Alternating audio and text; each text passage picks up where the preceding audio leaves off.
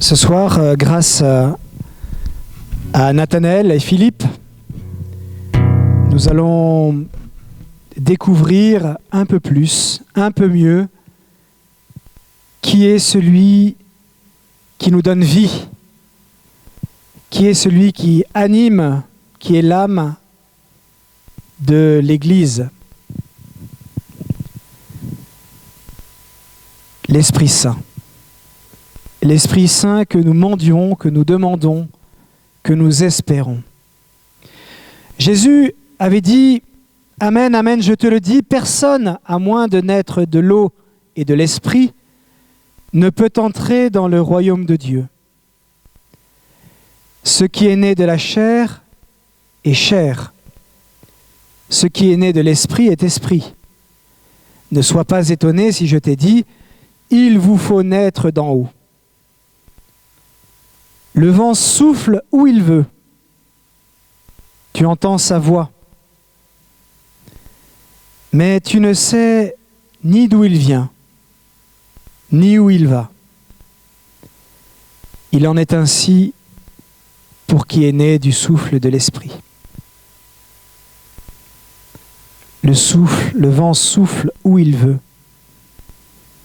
Tu entends sa voix, mais tu ne sais ni d'où il vient, ni où il va.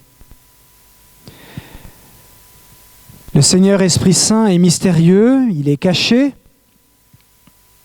mais on peut en voir, on peut en expérimenter les effets. Lorsque l'Esprit Saint est là, il se passe toujours quelque chose. Alors quels sont les effets de l'Esprit Saint en nous? Quels sont les effets de l'Esprit de Dieu dans notre vie?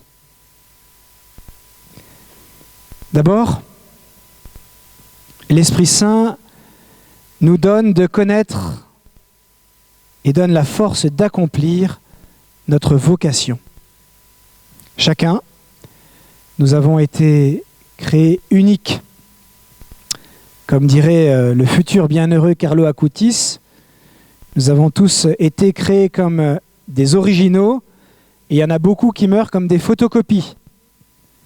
Eh bien, il nous faut découvrir quelle est notre vocation unique, même si elle peut être partagée dans de grands ensembles, comme par exemple la vocation sacerdotale. Mais notre vocation propre dans chacune de ces grands ensembles reste unique, chacun ici est aimé uniquement par Dieu, et donc Dieu attend quelque chose de chacun d'entre vous. Et en ce sens, chacun a une vocation qui est spécifique. Alors l'Esprit Saint, c'est celui justement qui nous donne de reconnaître et d'accomplir notre vocation, parce que ce n'est pas tout de savoir ce pourquoi on est fait, encore faut-il faire ce pourquoi on est fait, accomplir ce pourquoi on est fait. L'Esprit de Jésus dit à Philippe, « Suis-moi ». L'Esprit Saint, c'est celui qui nous rend tels que nous devons être, en quelque sorte qui nous humanise, qui nous achève, non pas parce qu'il nous fait mourir, mais parce qu'il va nous conduire chacun à notre accomplissement. L'Esprit Saint, c'est celui qui accomplit en nous le salut. Et saint Thomas d'Aquin disait « Lorsqu'un être atteint ce pourquoi il est fait, on dit qu'il est sauvé. » Et donc l'Esprit Saint, vous voyez, travaille en nous pour nous rendre celui ou celle que nous devons être, et ainsi, le salut grandit en nous, puisqu'on dit d'un être qui atteint ce pourquoi il est fait, on dit qu'il est sauvé.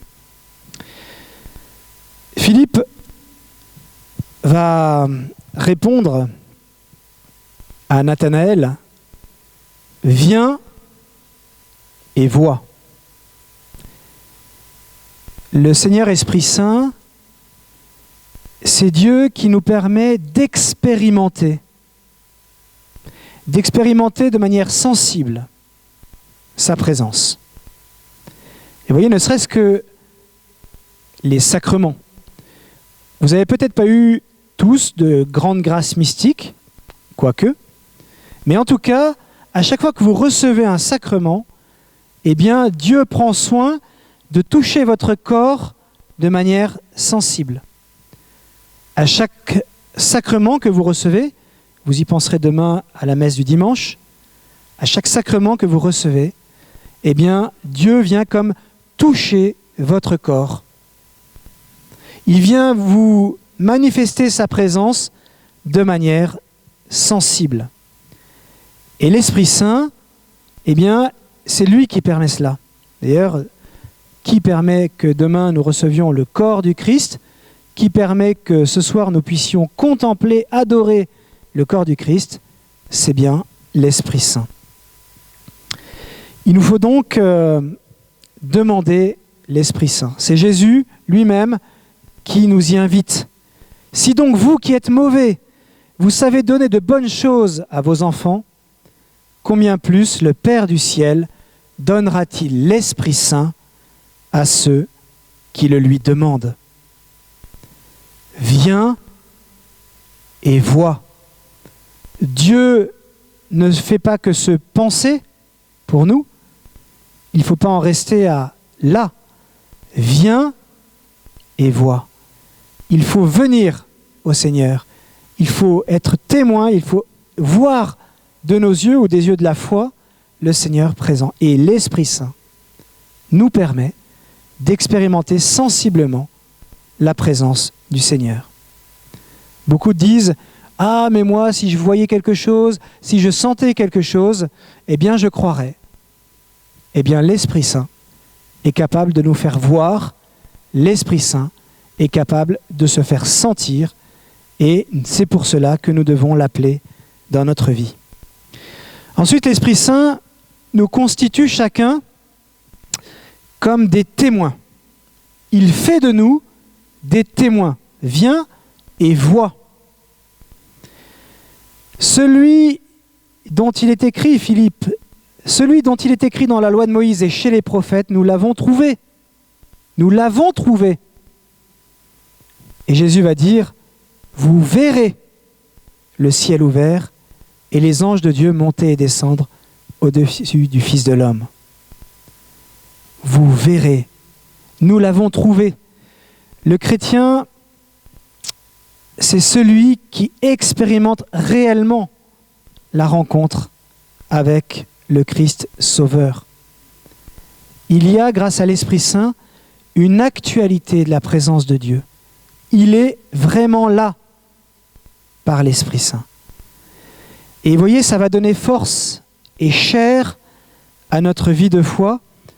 Comme disait le cardinal Sarah, le catholique n'est pas un professeur, c'est un témoin. Et c'est l'Esprit Saint qui nous permet aujourd'hui, en 2020, d'être des témoins de Jésus vivant et ressuscité. Jésus manifeste qu'il va percer chacune de nos pensées, qu'il connaît notre cœur, nos reins, il est celui qui sonde les cœurs et les reins, mieux que nous-mêmes. Il va dire cette parole qui va transpercer Nathanaël, « Quand tu étais sous le figuier, je t'ai vu. » Il s'est passé quelque chose. Certainement que Nathanaël a fait une expérience en méditant la loi sous le figuier, puisque c'est l'expression consacrée. Il a peut-être fait une expérience justement de la sensible de la présence de Dieu. Et Jésus lui dit, quand tu étais sous le figuier, à ce moment où personne ne te voyait, moi, je t'ai vu. Nathanaël va comprendre en un instant que Jésus est capable de voir à l'intérieur de son être, à l'intérieur de son âme. C'est l'Esprit Saint, c'est l'Esprit de Jésus, c'est l'Esprit du Père qui nous permet d'être introduits dans l'intimité réelle avec Dieu. Ce qui était impossible auparavant. Ce qui était impensable auparavant devient possible grâce à l'Esprit Saint que le Père et le Fils envoient sur ceux qui le demandent. L'Écriture nous dit que Dieu habite une lumière inaccessible. Le Père, nul ne l'a vu sans mourir. Nul ne peut le voir sans mourir. Eh bien, ce Dieu qui pourrait sembler lointain, ce Dieu dont certains pensent qu'ils n'y sont que soumis, ce Dieu en réalité se fait tout proche de nous. Jésus a dit, « Moi je suis l'Emmanuel, Dieu avec nous. Je suis avec vous tous les jours jusqu'à la fin du monde. » Eh bien, cette proximité de Dieu lui-même est rendue possible par l'Esprit Saint. C'est l'Esprit du Seigneur qui nous permet que le Seigneur nous soit tout proche.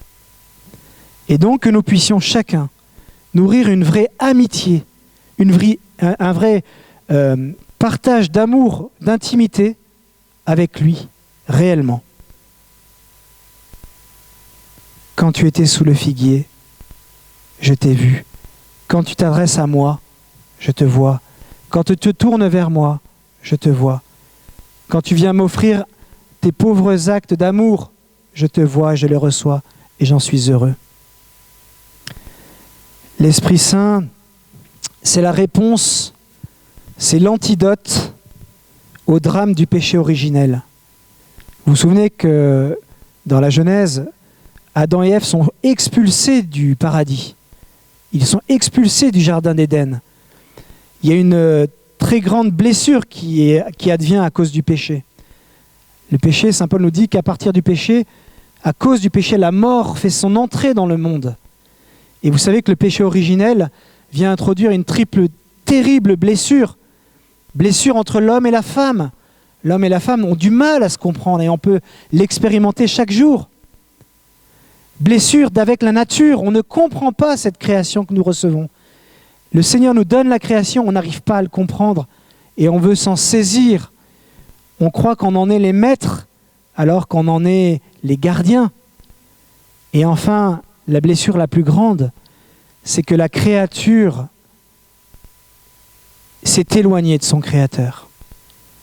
Nous sommes objectivement loin de Dieu et tous ici nous pouvons faire l'expérience qu'il est difficile d'aller à Dieu.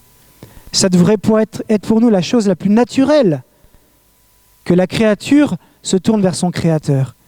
Et nous savons combien d'efforts ça nous coûte. Nous savons combien de victoires il faut remporter, et quelquefois de défaites malheureusement, pour nous approcher du Seigneur.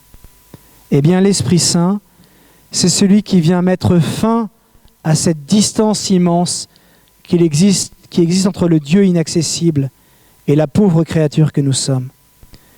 L'Esprit Saint nous donne accès au Père. L'Esprit Saint fait de nous des fils. Il nous fait entrer dans une famille, dans la famille de Dieu. L'Esprit Saint nous donne la confiance en Dieu.